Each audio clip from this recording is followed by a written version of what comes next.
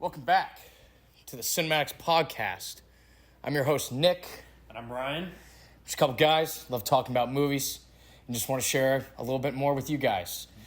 Today, we're going to review a few different things, but first, we want to talk about The Monkey. We just saw this last week, and we're definitely saving our discussion about it for this.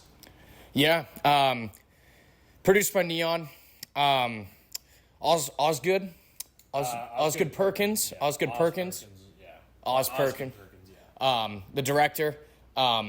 Definitely a comedy horror movie based off the Stephen King short story about a toy monkey that kind of goes on a murder spree and kind of is controlled by whoever turns the key, and it kind of picks and chooses who it wants to kill in all these random anonymous ways. Yeah, it's a crazy movie, and something we loved about it, it does not take itself so seriously. So if you don't know too, Oz Perkins did Long Legs more recently too, so good on him for pumping two out this quickly. But it's a movie that definitely knows where it is in the whole universe of horror villains and kind of the powers they have and the absurdity of it all. Yeah, Theo James is the main actor. You might also know him from The Gentleman TV series directed by Guy Ritchie. Fantastic TV series, by the way, based off a movie directed by Guy Ritchie, starring Matthew McConaughey, Hugh Grant, Charlie Hunnam, and very underrated. Yeah, I haven't seen the show. But. Yeah, in my top 4 favorite films of all time. But Theo James kills it. He does his role correctly. He does both roles really good. Yeah, he does. He plays twin brothers, and obviously we see them younger, and then you see an older version of themselves still haunted by, the powers that they have inevitably opened. Yeah. And overall, I kind of knew what we were getting into when we walked in. I'd seen a review or two of it, and I wasn't expecting to be scared, and in matter of fact, I really wasn't. There were a few, jump moments where, I was kind of whoa, and, the body gore and the violent deaths were entertaining, but they were made to be in almost comedic. Yeah, I mean, from that sense, it's a very entertaining movie. Something I think more people in the cinephile world should do is, accepting movies at face value. If it's a repeated structure or, themes that we've seen so many times, it's okay to, have your own interpretation of that. But if you go into this movie and, if Annabelle or Megan, those James Wan movies, which I think he was a producer on it too. Yeah. His impact is clearly evident in it. Then that's what you're going to get, and you might as well enjoy it while you have it. Obviously, it's not the greatest horror movie ever filmed, but there's a lot of good themes about, I guess accepting grief is something just on the surface level. But the themes of, as a father, you want to do right by your children. You want them to live a better life than you did, and that's a very strong theme in this movie. And I think they delivered it fairly well, considering just how comedic the movie is and how absurd they want you to view it too. Mm-hmm.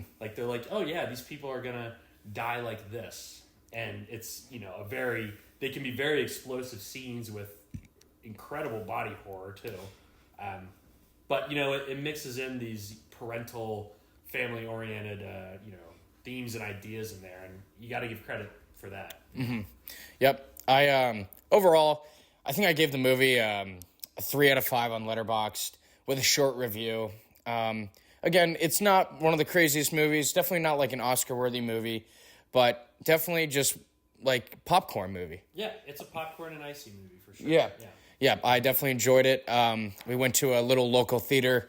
Love supporting local theaters. Support your local theaters, for sure. And we had a great time. Support all theaters, though. Support all theaters. But yeah, we had a great time.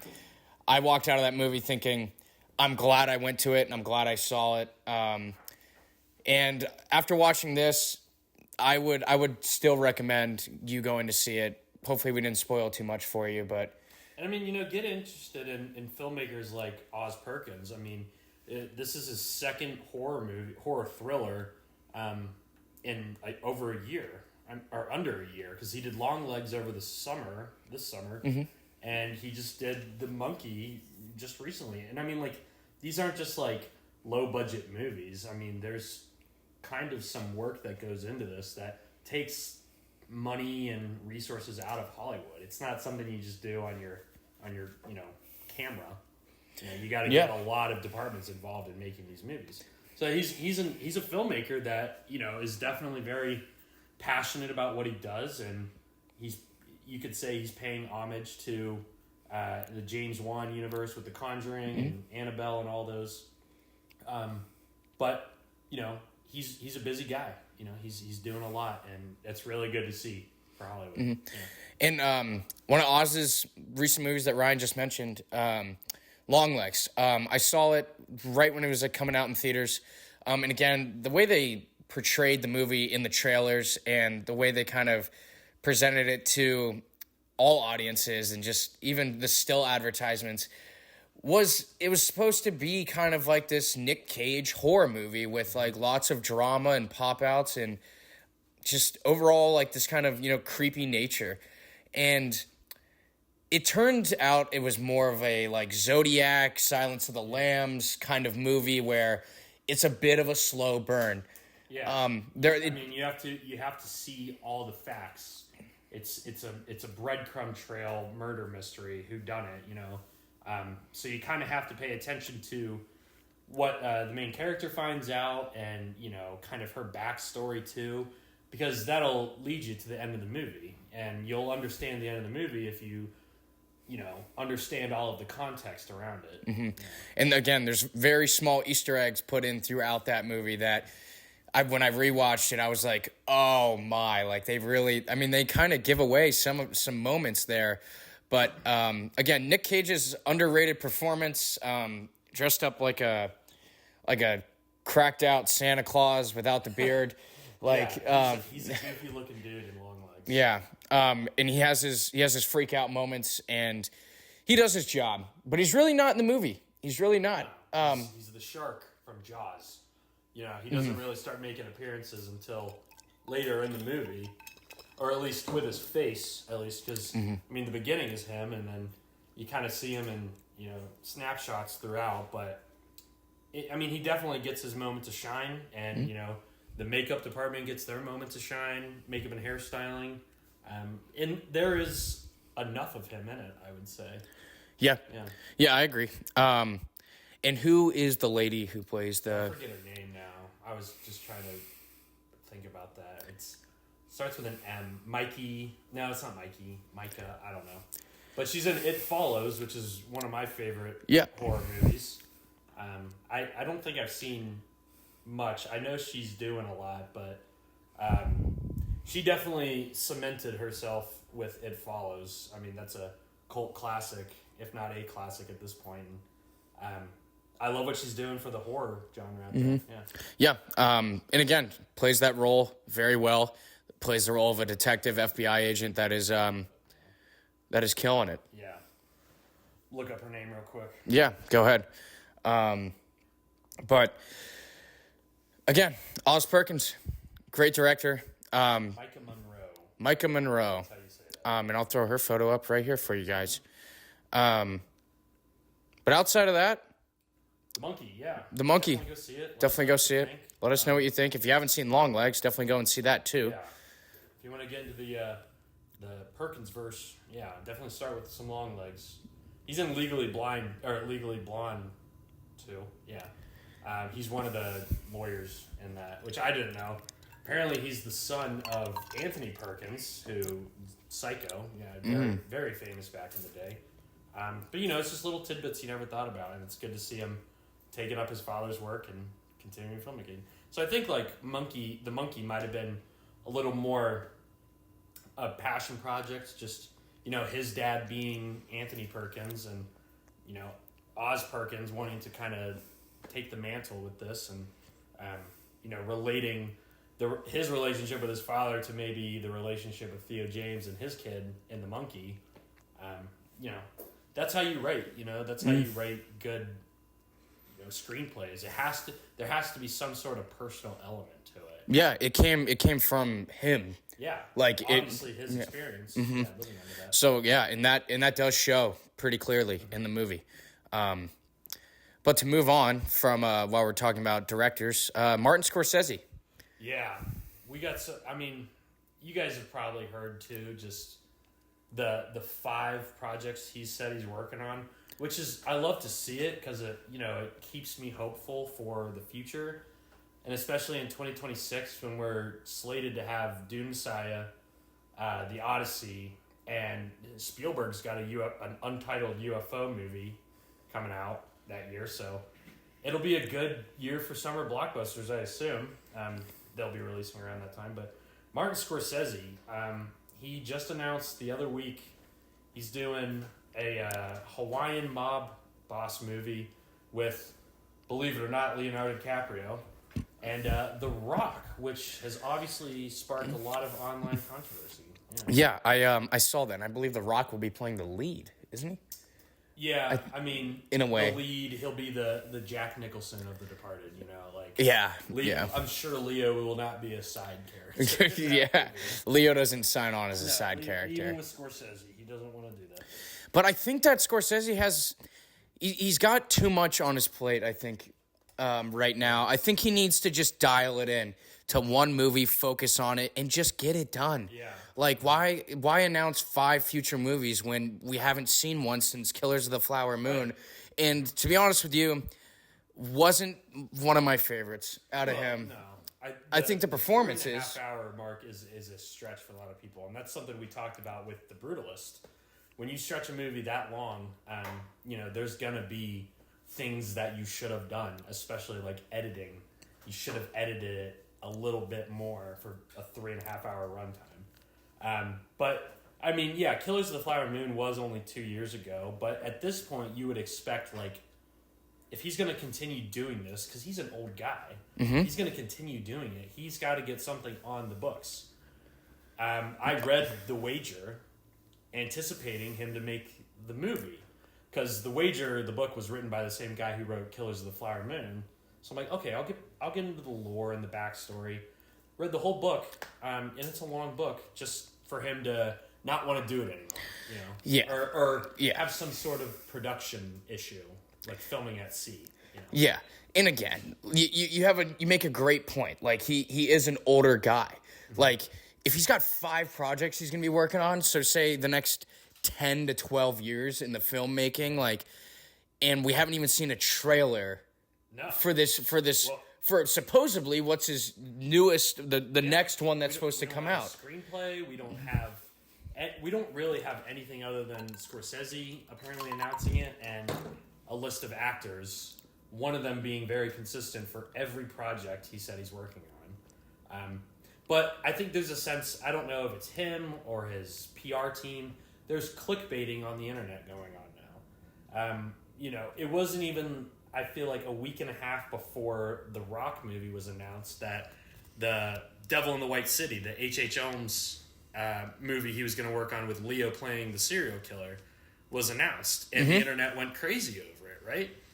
And then, 2 weeks later, or a week and a half later, this new movie gets announced, and everybody's in the comments on Reddit or Instagram about how they don't want The Rock in it. And I'm just thinking, I don't care at this point. I wanted to watch The Wager. I wanted to watch this Jesus movie he was planning on doing. I wanted to watch Devil in the White City about H.H. Holmes. And I think he had another project that he was attached to. But I'm like, just pick one, man. Like, you are one of the biggest names in the industry. I mean, he's easily top 3 names. Most impactful filmmakers of all time. Yeah, easily. Like, and in my top, 3, 4, 5 favorite directors, he's that 2-3 spot for me. Like, absolutely. It's hard to put him any lower. Yeah. Tarantino, you can have your own, opinions about him, and you can rank him higher or lower, because his movies are so much more indie. Yeah. And there's not a lot of people that want to see everything that he puts out there, whether it's controversial or weird. Scorsese makes movies for the general audience. Absolutely.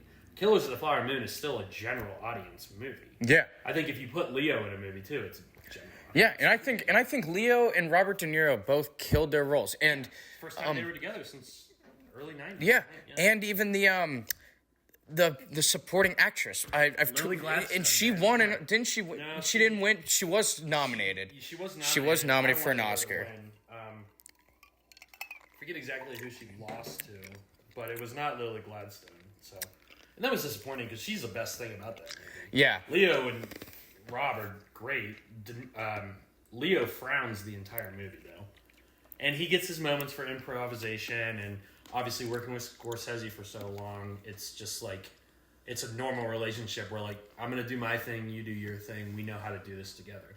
Lily Gladstone was going into that movie with not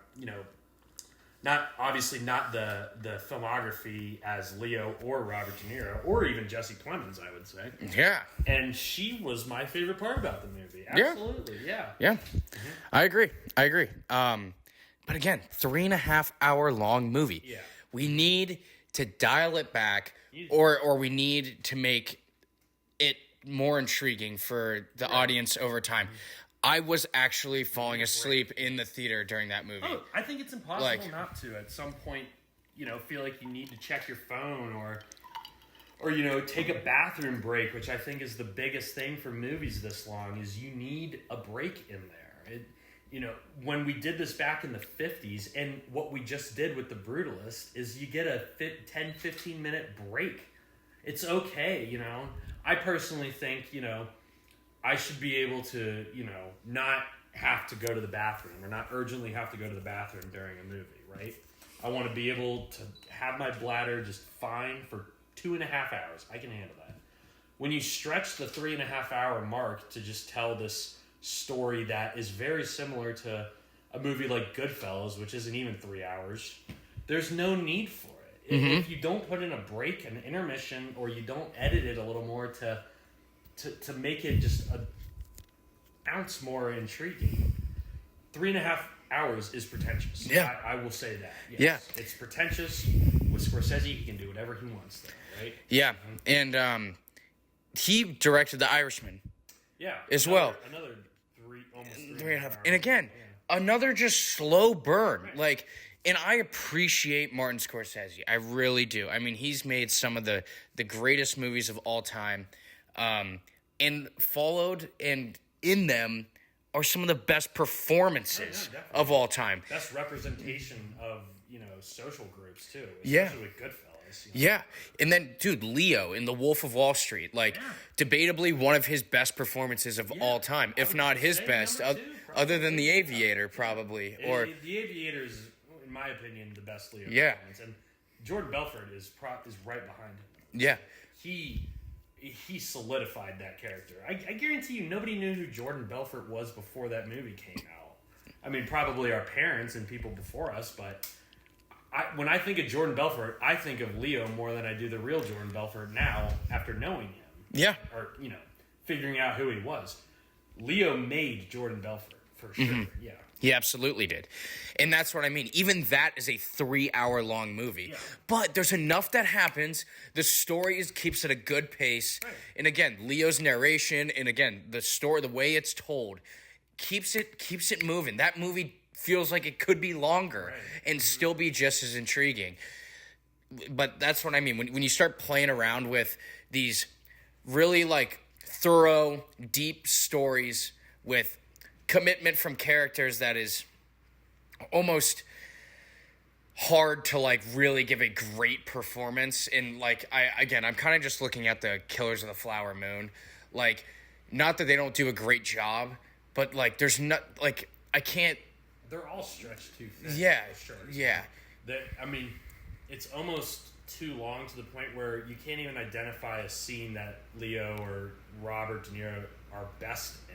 Yeah. Because their performances are just, props to them for the stamina, and Scorsese too at his age, but Leo's character, all of their characters are just slow burners, right? Yeah. They take too long. It's like you're watching this entire person's life, you know? Which there's pros and cons to incorporating that, but, you know, if you're going to put people in a movie theater for 3.5 hours, you need to add much more substance to it. The dialogue in Killers of the Flower Moon is phenomenal. I don't know what one. I think Anatomy of a Fall won best. Well, that probably won best original. I don't know what won best adapted screenplay. I'm not sure that year. The screenplay in Killers of the Flower Moon is amazing. Yeah, and that's something Scorsese and all of the people he's written movies with are phenomenal at. Yeah, he's got a very perfectionist eye to him. Mm-hmm. With 3.5 hours, that's a huge undertaking. Brady Corbett in The Brutalist, it's a huge undertaking. But, you know, The Wolf of Wall Street, we get so many scenes of Leo doing his master freak out or a masterful performance on drugs or something. With a strong supporting actor, Jonah Hill. Jonah Hill kills it. Dude, you even John Bernthal. Margot Robbie in 10 minutes. Dude. Some of the best 10 minutes ever put on camera. Yeah, absolutely. I mean, and that's the thing. When you start a movie like that and you get people involved quick and you know the story's going to be interesting, that's what makes a great movie. I mean, it took me... I was waiting for Killers of the Flower Moon to come out, and then it just kind of... To be honest, man, it got delayed, too. It just shit the bed for me. It just shit the bed for me. And I think that's... I'm not really other way to put it. I think it's par for the course for these movies that, well, for one, go straight to streaming. Because there's a lot of movies that go straight to streaming that would be much more appreciated in a theater setting, which is why support your theaters, go see a movie in the movie theater. It's never going to die. There's too much passion for seeing a movie in a theater. It's not going to die. No matter how popular streaming continues to get, theaters will always be there. But when you release a movie, especially a Scorsese movie, that long to streaming, it's going to get a lot of backlash too, right? You know, and when you're in a movie theater, you're dialed in, hopefully, and you know you're just watching this. This is the only thing you're paying attention to. Working from home is the same way. You're not dialed in for 8 hours. You know, watching a movie from home is the same thing too. Mm-hmm. It's tough to justify that runtime with that little editing, with these very spread out moments from the actors, for a 3.5 hour movie that's going to go straight to Apple TV. Like, what are you talking about? Right? Yeah. Napoleon, another example. The 2.5 hour cut of that movie was pretty bad. The theatrical release, which, you know, part of me feels bad for Ridley Scott, part of me doesn't. Like, just make it a good 2.5 hours, right? He's a 4 hour director's cut that just went straight to Apple TV. I was like, I'll sit in a movie theater for 4 hours if it's significantly better. Yeah. If that was your vision, sure, dude. What about Zack Snyder's Justice? Like 4 hours. You sitting in a movie theater for that? That's the problem, because his director's cut, and another thing, I feel bad for him too. You know, kind of getting cucked by the production of that movie, but his director's cut, it's better, but it's not like this completely different vision of what he was going for in the theatrical release. He connects the characters much better, and he gives the characters much more time to shine instead of just, you know, merging them all at the same time. But it's like it's not even that much of an improvement, dude. The Snyderverse, the Zack Snyder fans, they are one of the most toxic fucking groups out there, at least from what I've seen. And if you could go watch any of the new Superman footage or trailers, and I guarantee you most of the people shitting on it are just Snyder diehards. Yeah. Unless you just hate the superhero genre and you don't want to see it. But, yeah, and again, that's what we need to be able to save movie theaters and just filmmaking in general. Is we need to work on editing. You need to give... I mean, I feel like they want to put so much in the movie, and then the producers and the studios don't give them enough time to edit because they have a release by... They have a release by date. A great point, too. And or they show the most important parts of the movie in the trailer and ruin it for everyone, and don't even give you a chance to actually, like, have any anticipation.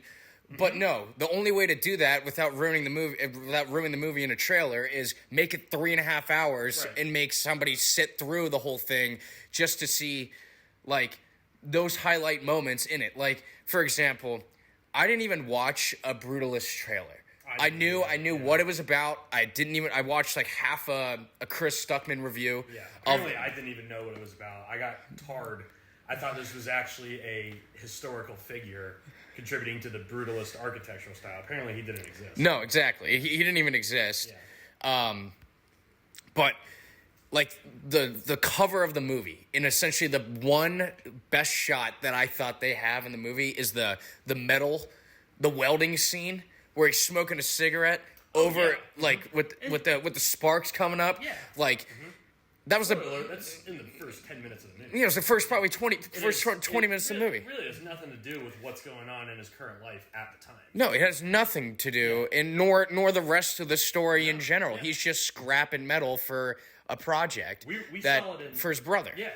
Oh yeah. I mean, like, and you can see the passion in his eyes, and he knows what he's doing, and he's ready to assimilate in America. But we went to the theater to see it, obviously, and they got a huge cardboard cutout of it with just that screenshot of him smoking the cigarette with the welding going. Yeah.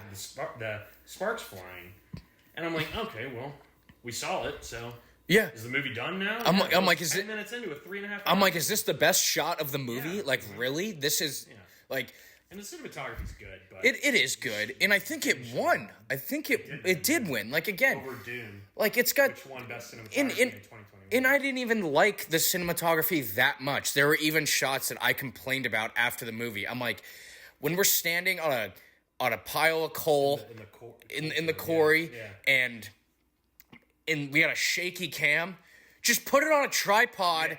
Put it on a pan slider. Yeah, you're not doing anything different by having a shaky cam, or just give the guy a steady rig. Just give the guy a steady cam rig. Like what are we doing?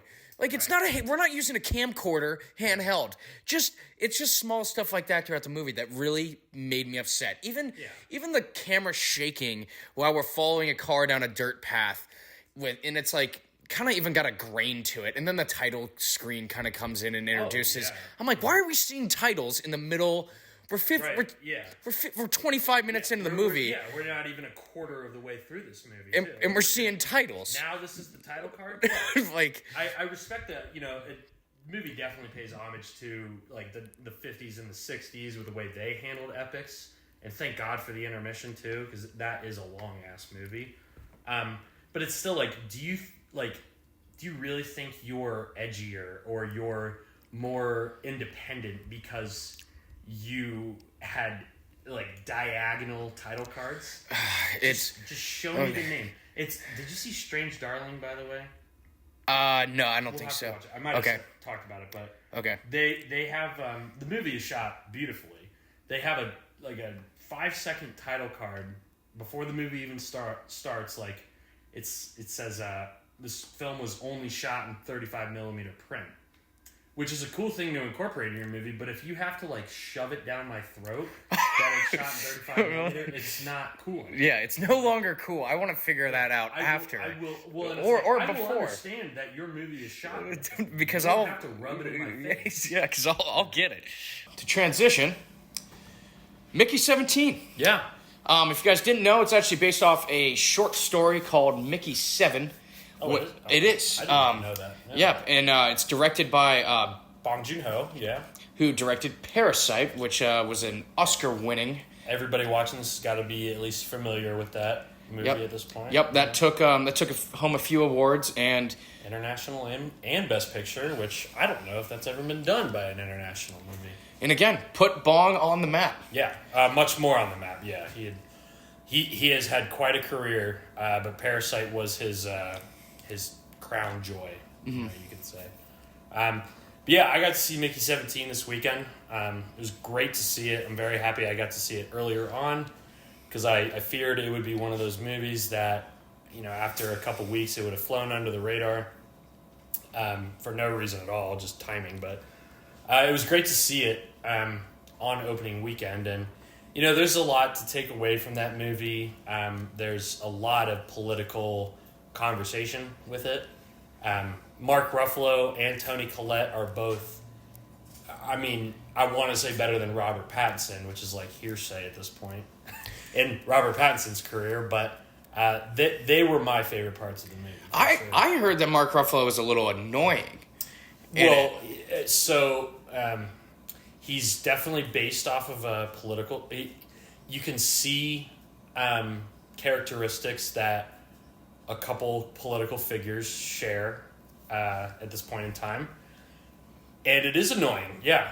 Mark Ruffalo is definitely a piece of shit in the movie. He's the main antagonist, but it's not structured in the way like, oh, we need to beat him or something, or even Toni Collette, but... his political agenda with what they're doing, what Mickey's character is, because they label him as an expendable, which is like a certain position with this colony. We were talking about the brutalist, the immigrant experience.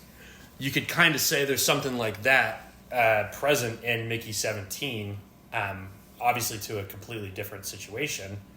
But Mark Ruffalo has, totalitarian characteristics to his character, but he's the top G. He's kind of the leader of this colony. He's got to make decisions, whether they're good or bad, agree with them or not. There's definitely some similarities. So how does Robert Pattinson do at playing multiple characters?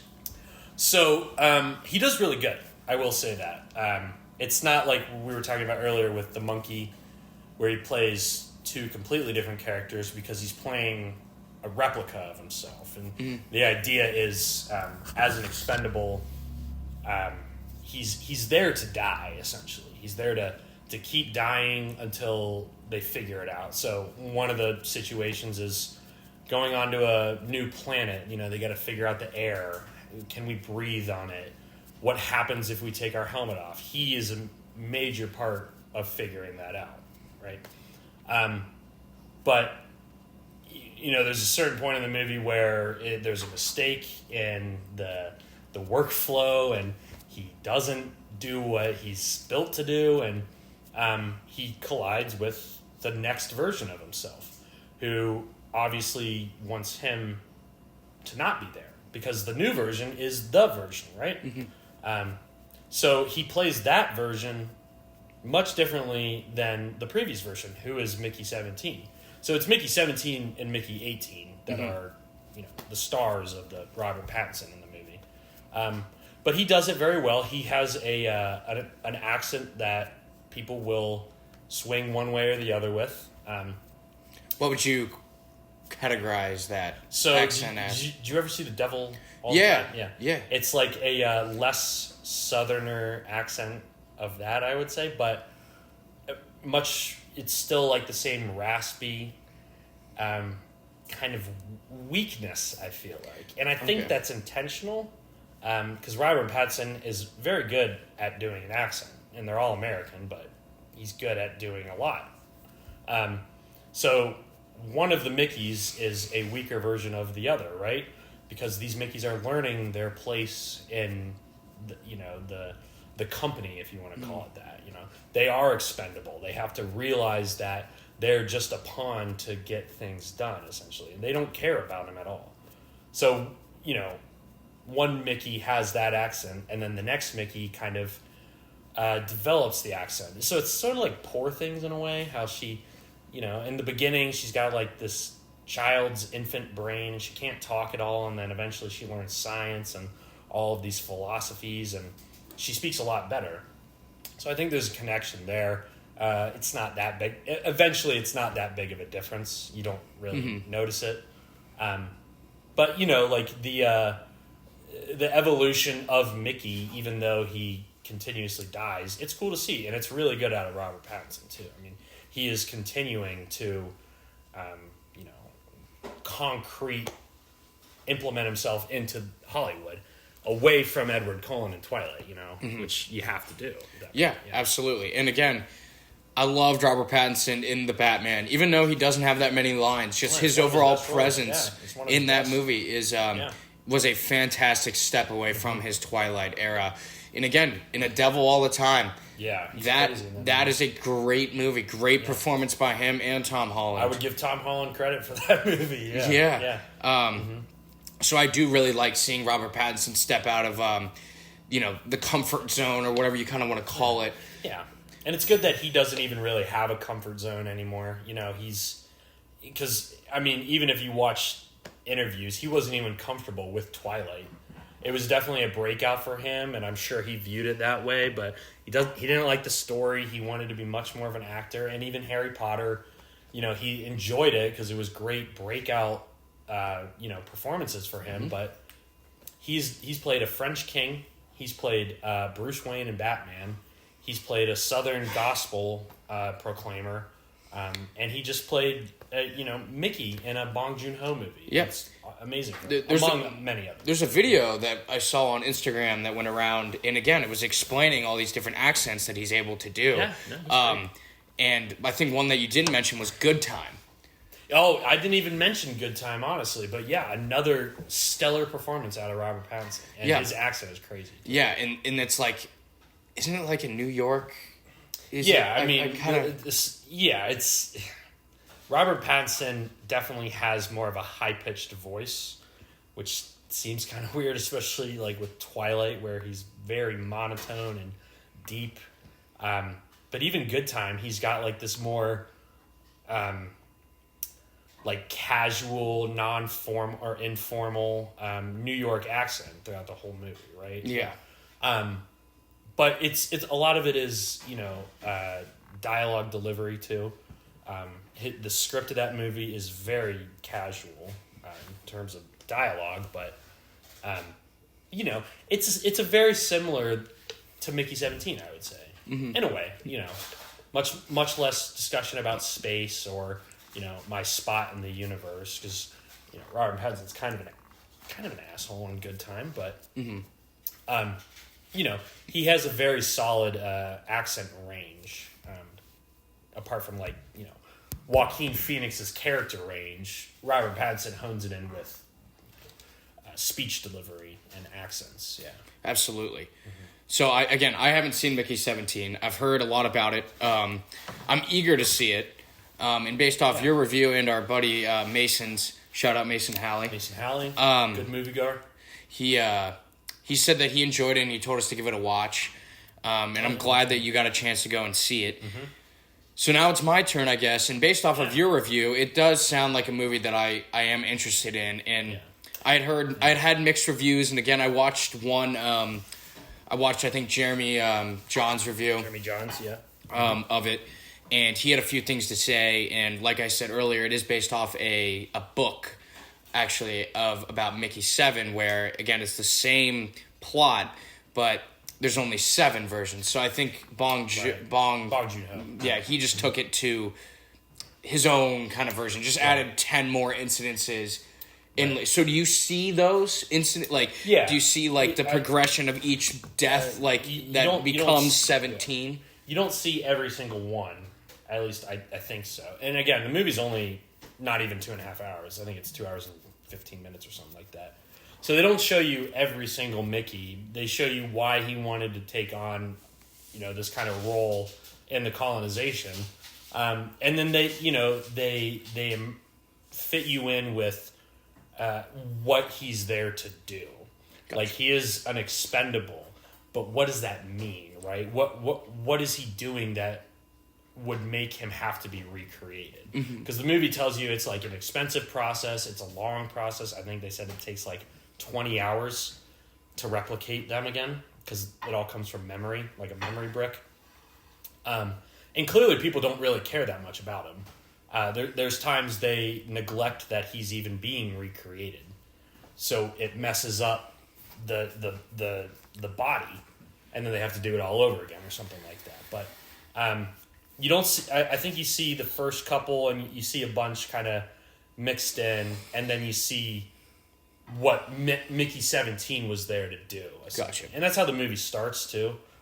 He's in this position where it's from what I know about the movie, he's going to die and they're going to recreate him. Mm-hmm. But then it goes on its own spin and that fills up the rest of the movie. Right? Gotcha. Yeah. Gotcha. Well, again, if you guys have seen it, let us know down below. Let us know your thoughts. And there's still so much more to talk about with this movie. It's if I had to say there's like a negative about it, and there are a couple, but it is very scattered. Again, and this is part of my problem with The Brutalist, is it just didn't feel like it connected everything so well. We got the beginning, which kind of shows the present situation Mickey 17 is in. And then it goes through his backstory, and then it goes through all of the trials that the first Mickeys go through. And then, we're here, Mark Ruffalo's here, Toni Collette's here, Mickey 17 has a love interest, and then friends. And then it all just kind of, it doesn't really reach this climactic ending. I think the epilogue was not rushed, but not complete.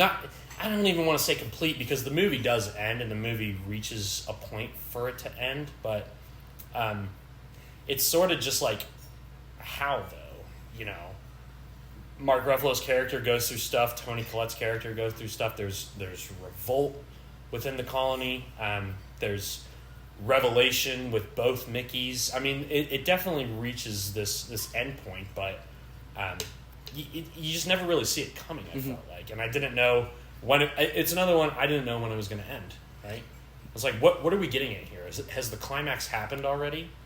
What are we learning about the beings that already live here, and why we don't want these people to come take it over, Mm-hmm. Again, it's stuff that's relevant to the current political ideas going on across the world. And it's they live here, you don't. You just want to come here because of some resource on it, right? It's Avatar. Yeah. Except just blue monkeys without blue monkeys. Yeah.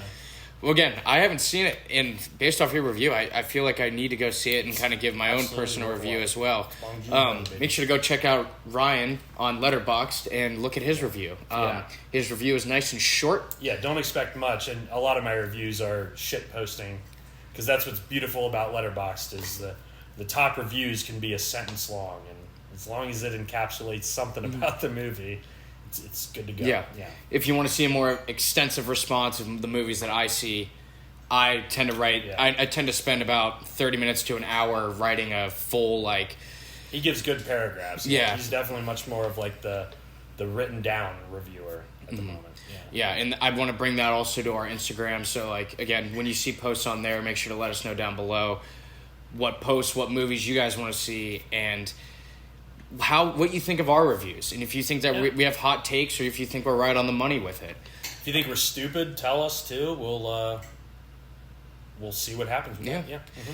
And then I know Ryan wanted to give a quick shout out to Mr. Gene Hackman. It's a shame that I don't think we brought it up in the Oscars retrospect podcast, but Gene Hackman was obviously a very significant member of the industry, and this guy outdates me astronomically. I still have so many movies I need to watch with Gene Hackman.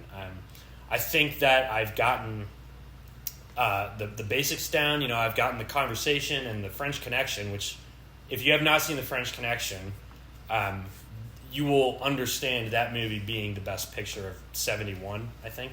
It's a fantastic movie, and I think the Conversation came out. It's a quote from the Gentleman in between the Godfathers. Hugh Grant says it, and he's phenomenal in that, and they play two very separate characters compared to the French Connection. But my break into Gene Hackman was with Superman. He plays Lex Luthor, and I probably with the Christopher Reeves Superman. I probably saw that when I was 12 or something like that, and it didn't mean much to me at the time, but, you grow older, you watch it again with a little more knowledge and acceptance of the film industry back in the 70s or even before that, and you learn to appreciate these actors having fun with certain characters, and then also these actors being dedicated to the craft. It's something. I don't want to compare Gene Hackman to Ryan Gosling, but like Ryan Gosling, right? He has shown that he can have so much fun playing a character like Ken, but he can also dedicate himself to such a deep and mournful character, like in Blade Runner 2049. That was his first time working with Denis too, and the assignment was clear. From what I've seen of Gene Hackman, he understands that this art is so broad and it covers so many different genres. You definitely do not need to seclude yourself to a certain character type or a certain genre. You can go have fun with different filmmakers and different ideas. He plays Royal Tenenbaum in Wes Anderson's The Royal Tenenbaums, and I thought he's phenomenal in that. I mean, he's hilarious, but he's really stoic, and he's a lot deeper than surface level. And he's not the greatest actor in the world. He's done a lot, and he's been in many monumental films. And something that kind of irks me with his passing is I've known who Gene Hackman is for a while. I probably knew him when I first saw Superman. That's where I learned about him, and I was 12 when that happened. And then watching all of the rest of his movies, and he is very relevant for current events, not just because he died, but the way he died. The true crime enthusiasts are coming out because it's a questionable death, I guess, and I don't know the answer for it, but it just feels like the respect for what he did as an actor, as a very significant member for the industry for so long, it's just overshadowed. And I feel like at this point we're entering an era where Gene Hackman's going to be remembered for his death. I get it. Not everybody's, that interested in the cinema world or has even seen most of his movies, considering most of them came out in the 70s. Or even know who Gene Hackman is. Or even know who Gene Hackman is. I have probably met or seen a lot of people have their take on Gene Hackman's death and what it may mean, what the clues are, without knowing who the guy was or what he did. His filmography, his filmography truly was inspirational and generational talent. Yeah, he did a Sam Raimi movie that I forget what the name is, but it's very unique, and he was really good in that. He's worked with Sam Raimi, Coppola. I forget who directed Superman, but he's played Lex Luthor with Christopher Reeves. He's worked with Wes Anderson. He is like strikingly the least accepting person you would think of Wes Anderson. So it's really great to see him do stuff like that, yeah. And very saddened by his death. He was 95 years old, though. He was... He had lived his time. Yeah. He had lived his time. And if you know about the whole drama surrounding his death, his wife apparently died first after him. But, he was dealing with Alzheimer's. He had a pacemaker, and that's how they knew he died, or when he died. It's very sad. We got David Lynch, the Buffy the Vampire Slayer actress, I forget her name, Michelle, and Gene Hackman. It's quite a start to the year for deaths. But. Well, ending the podcast on a sadder note there. However, we are film enthusiasts, and we do believe in the generational talents, and we want them to be expressed in the proper way, and mourning their deaths, and not just trying to make some news drama out of somebody's death that... or just getting involved in the person's life because of their death. They did a lot. We are dudes that like to cover every era of the over 100 years of filmmaking, as far back as it goes. And just because we weren't alive then, or these movies are viewed as outdated, it doesn't make it any less significant. It really doesn't. Yeah. And it's what makes cinema today. Like, without those people who had founded everything and who had discovered this technology in the way of filming, we couldn't have been where we are now. We would never have gotten. Never. I mean, why do you think Christopher Nolan, Martin Scorsese, Quentin Tarantino, these guys are so good at what they do? Is because they learned from the best. Yeah, and they'll all preach to you too. You don't need to go to film school either. You're going to learn the same exact thing as just watching a movie. If you have to pay $4 for it on Amazon Prime, it's better than paying for however many years at film school. If you love movies that much and you can, interpret them and take away significant feelings and ideas from it, Tarantino says it best, you can't help but be a good filmmaker, You really can't. Yeah.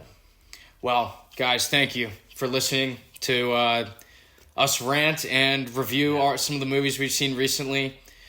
We are the Cinemadix. I'm Nick. I'm Ryan. And thank you guys again for watching. Make sure to subscribe and like this and let us know down below. Have you seen The Monkey? Have you seen Mickey 17? What do you know about Gene Hackman? Yeah. What Oscar movies have you seen this year? Yeah. And let us know down below what else you guys want to see, what else you want to see from us. And make sure to follow us on Letterboxd, and I'll put the link to our Instagram as well. And we love doing this. We're very excited to keep it going.